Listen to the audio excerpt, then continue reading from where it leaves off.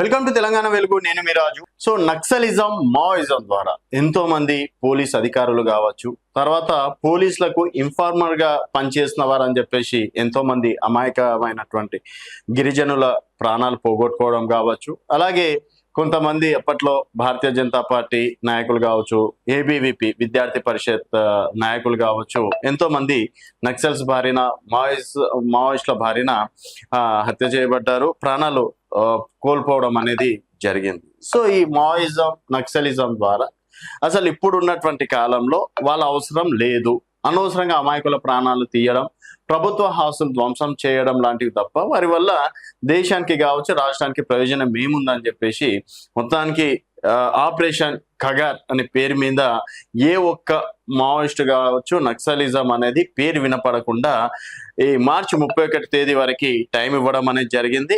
Almost 99% అంతా clean slip చేసి ప్రభుత్వం, కేంద్ర ప్రభుత్వం ఆ దిశగా విజయం సాధించడం అనేది కూడా జరిగింది. సో తెలంగాణలో మరో మెగా సరెండర్. తెలంగాణ రాష్ట్రంలో మావోయిస్ట్ కార్యకలాపాలకు సంబంధించి కీలక పరిణామం చోటు చేసుకుంది. డీజీపీ శివధర్ రెడ్డి సమక్షంలో దాదాపుగా మావోయిస్టులు, భారీ సంఖ్యలో మావోయిస్టులు లొంగిపోయినట్లు తెలుస్తుంది. ఈ పరిణామం రాష్ట్ర భద్రత వర్గాల్లో ప్రాధాన్యత సంతరించుకుంది.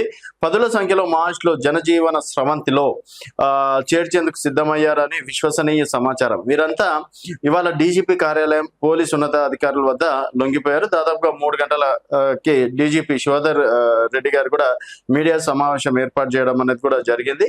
సో హిడ్మా బెటాలియన్ సభ్యులేనా అన్నది, అంటే దక్షిణ బస్తార్ హిడ్మా బెటాలియన్ చెందిన 18 మంది సరెండర్ కానున్నట్లు విశ్వసనీయ వర్గాల సమాచారం మేరకు ఈ నెల 6వ తేదీన ఒక పత్రికలో కథనం కూడా రావడం అనేది జరిగింది. సో లొంగిపోతున్న వారిలో ఈ 18 మంది ఉంటారా లేక మరికొంతమంది ఉంటారా అనేది తెలియాల్సి ఉంది. కాగా తెలంగాణకు సంబంధించి ఇదే చివరి లొంగుబాటు కార్యక్రమం కావచ్చని పోలీస్ వర్గాల్లో చర్చ జరుగుతున్నది. అయితే నిన్న ఏపీలో అల్లూరి సీతారామరాజు జిల్లా ఎస్పీ ఎదుట ఛత్తీస్గఢ్కి చెందిన 5గురు మావోయిస్టులు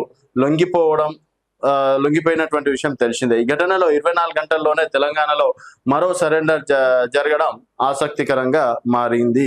సో వీళ్ళు ఎన్ని రోజులు ఏడున్నారంటే మలుగు అడవిలోనే మకమ. హెడ్మా బెటాలియన్ చెందిన 18 మంది మావోయిస్టులు 3-4 నెలల కర్రెగుట్టలకు ఇటువైపుగా వచ్చి ములుగు జిల్లా అడవుల్లో తలదాచుకున్నట్లు సమాచారం. గత నెల 7వ తేదీన సీఎం రేవంత్ రెడ్డి సమక్షంలో లొంగిపోయిన 138 మావోయిస్టులలో హిడ్మా బెటాలియన్ చెందిన వారే అధికంగా ఉన్న విషయం తెలిసిందే. వీరంతా ఒకే దళానికి చెందిన వారైతే ఈ 18 మంది అప్పుడు ఎందుకు లొంగిపోలేదనే సస్పెన్స్ గా మిగిలింది. అయితే పాపారావు వంటి ఆదివాసీ నేతలు, బస్తర్లో దాదాపు అందరూ క్యాడర్లో జనజీవన స్రవంతిలో కలిసిపోయిన నేపథ్యంలో ఇప్పుడు సరెండర్ కావడానికి వీరు నిర్ణయించుకున్నారనే విషయంపై శివధర్ రెడ్డి గారు కూడా క్లారిటీ ఇవ్వడం అనేది జరిగింది. మొత్తానికి సో ఇప్పుడున్నటువంటి సోషల్ మీడియా, అప్పుడు అసలు మావోయిస్టులు, నక్సలిస్టులు ఎందుకు పుట్టారంటే దొరల అహంకారంతో గిరిజనుల పైన, దళితుల పైన జరుగుతున్నటువంటి దాడులు కావచ్చు, అలాగే వారి దగ్గర కోట్ల ఎకరాల భూమిని లాక్కొని శ్రమ దోపిడీ చేయడం కావచ్చు, ఇట్లాంటివి అనేక హింసలు చూసి వారి దాంట్లోనే నక్సలిజానికి ఒక బాటలు వేయడం అనేది జరిగింది. సో ఇప్పుడు ఏంటంటే మనకు రాజ్యాంగం ప్రకారం ప్రతి ఒక్కరికి చట్టాలు తెలుస్తున్నాయి, ప్రతి ఒక్కరికి పోలీసులు అందుబాటులో ఉంటున్నారు, ప్రతి ఒక్కరు ఈరోజు ప్రశ్నించే గొంతుకలుగా తయారవుతున్నారు. కాబట్టి ఏ ఒక్కరికి చిన్న అంటే ప్రాబ్లం అయినా కూడా వాళ్ళు జనాల లోపలికి వచ్చి చెప్పుకునేంత ఫ్రీడమ్ పెరిగింది. సో అందుకని ఇలాంటి సమయంలో ఇవన్నీ అవసరం లేదు అన్నట్టు కేంద్ర ప్రభుత్వం సీరియస్ గా ఆలోచించి మొత్తానికి ఆపరేషన్ ఖగార్ మాత్రం విజయవంతం అయిందని చెప్పేసి కూడా చెప్పుకోవచ్చు.